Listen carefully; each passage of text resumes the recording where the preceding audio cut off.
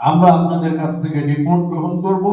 আপনারা এই আগে 16 তারিখে কে কে কোন জায়গায় কোন পয়েন্টে দায়িত্ব পালন করবেন, প্রত্যেক নেতা কর্মী আন্তরিকতার সঙ্গে, যেমনি করে 5ই আগস্টের পরে 15ই আগস্ট সম্ভবত দুর্গাপূজা অনুষ্ঠিত হয়েছিল। মাত্র 10 দিনের মাথায় ওই দুর্গাপূজার অনুষ্ঠানটি হিন্দু ভাইয়েরা যেমন একটা আশঙ্কার মধ্যে ছিল, আমরাও তেমনি একটি আশঙ্কার মধ্যে ছিলাম। যদি এই ধর্মীয় কোন ইস্যুকে সামনে কেউ নিয়ে আসে, কোন চক্রান্তকারীরা, যে ফেসিবাদের পতন হয়েছে, সেই ফেসিবাদের পরাজিত শক্তি যদি সেইটাকে ইস্যু করে আবার বাংলাদেশে কোন দাঙ্গা হাঙ্গামা সৃষ্টি করতে পারে, তাহলে তাদের এই পরাজয়ের যে গ্লানি, সেটা কিছুটা হলেও তারা বুঝতে পারবে। কিন্তু আমাদের নেতাকর্মীরা সজাগ থাকার ফলে এবং রাত জেগে আমাদের নেতাকর্মীরা প্রত্যেকটি মন্দিরে তারা পাহারা দিয়ে হিন্দু ভাইদেরকে নির্বিঘ্নে সেই দুর্গা উৎসব পালনে সহায়তা করেছিল বলে আজকে বাংলাদেশ স্থিতিশীল পরিস্থিতির সৃষ্টি হয়েছিল বলেই একটি নির্বাচন যথাসময়ে অনুষ্ঠিত হয়েছে এবং সেই নির্বাচনে জনগণের ভোটে বাংলাদেশ জাতীয়তাবাদী দল দেশ পরিচালনার দায়িত্ব গ্রহণ করতে পেরেছিল। সুতরাং এই যে বিএনপি দেশ পরিচালনার দায়িত্ব পেয়েছে, এখন আমরা নাকে তেল দিয়ে ঘুমাবো তাহলে কিন্তু হবে না। শুধু দেশ পরিচালনার দায়িত্ব গ্রহণ করে ক্ষান্ত হলে হবে না।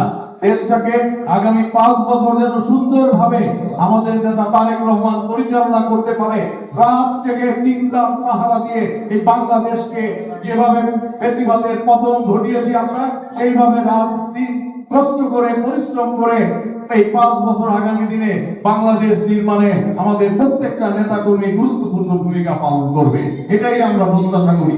সুতরাং এটারই একটি অংশ এই যে রথযাত্রাকে কেন্দ্র করে যেন কোনো বিশৃঙ্খলা, ধর্মীয় কোনো উন্মাদনা কেউ সৃষ্টি করতে না পারে, সেইটাকে সামনে রেখে আজকে কিন্তু এই মত বিনিময় সভায় আমরা বসেছি।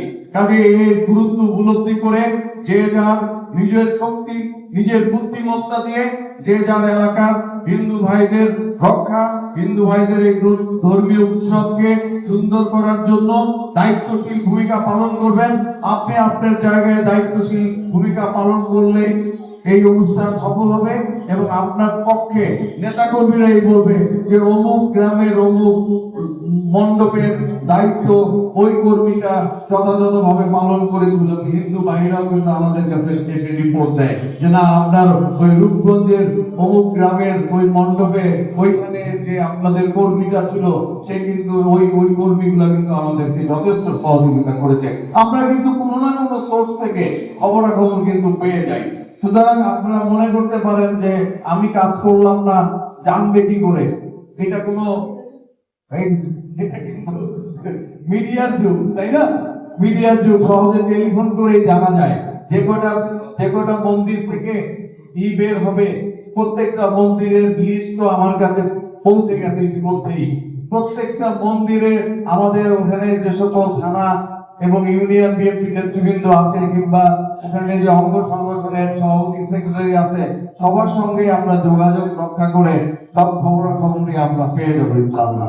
সুতরাং আপনারা নিজেরা সংগঠিত হয়ে এই দায়িত্বটা যথাযথভাবে পালন করবেন এবং এই যথাযথ দায়িত্ব পালনের মধ্যে দিয়ে আপনারা আপনাদের নেতৃত্বের যে বলিষ্ঠতা সেটা প্রমাণ করবেন।